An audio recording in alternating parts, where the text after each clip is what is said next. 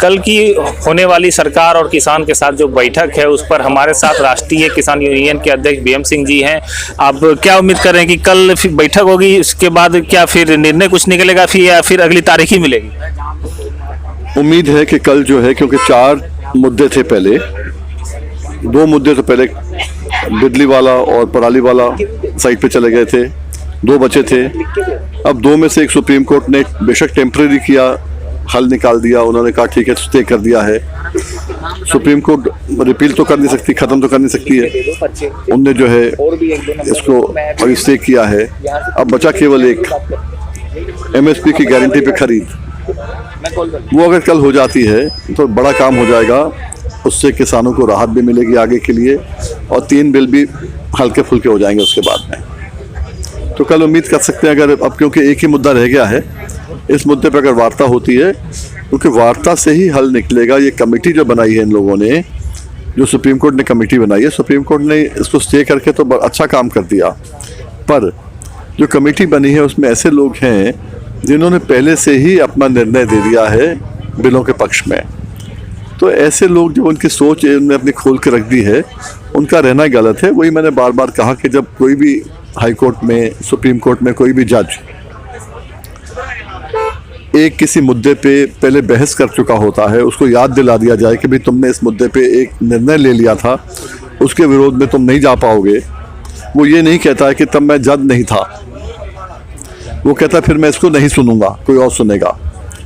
वैसे ही हमने कल 2-3 दिन से कहा है कि जो ये 4 मेंबर हैं, इनमें भी, क्योंकि इनका अखबारों में, टीवी पे हर कहीं आ चुका है, इनका बयान आ चुका है कि ये इनकी सोच क्या है, ये निर्णय क्या लेने वाले हैं, इन्होंने निर्णय अपना ले लिया है। तो इसलिए अब सुनने में आया है कि एक उसमें से भूपेंद्र सिंह मान साहब ने कहा है कि मैं इसमें नहीं रहूँगा, मैं अपने आप को रिक्यूज़ कर रहा हूँ।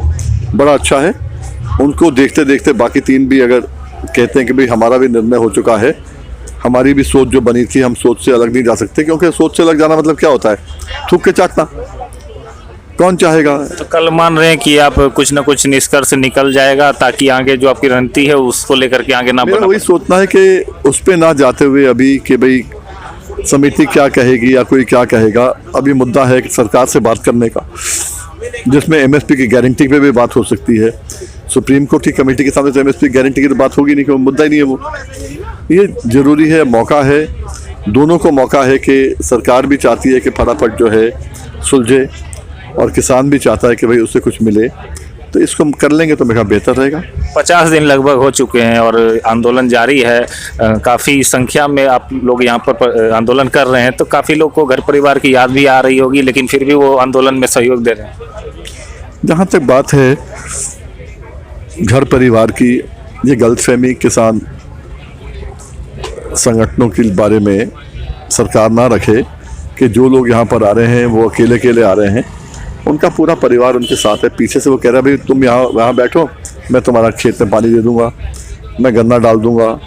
ये सब संगठित हैं पूरे परिवार, और याद आना नहीं आना, कोई आ रहा है कोई जा रहा है, ये लगा रहता है आंदोलन में।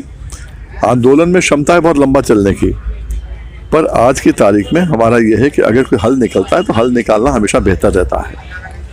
कल अगर कोई हल निकलता है और आपको उस पर लगता है कि अब किसानों के हित में होगा, तो आप लोग भी समर्थन देने के लिए तैयार हों?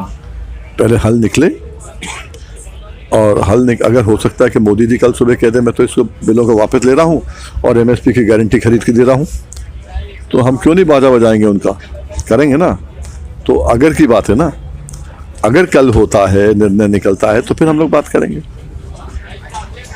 आपने सुना इनसे कि ये कल की होने वाली बैठक में उम्मीद कर रहे हैं कि कल कुछ निर्णय निकलेगा और कुछ किसानों के हित में एमएसपी पर गारंटी देने की उम्मीद जताई है।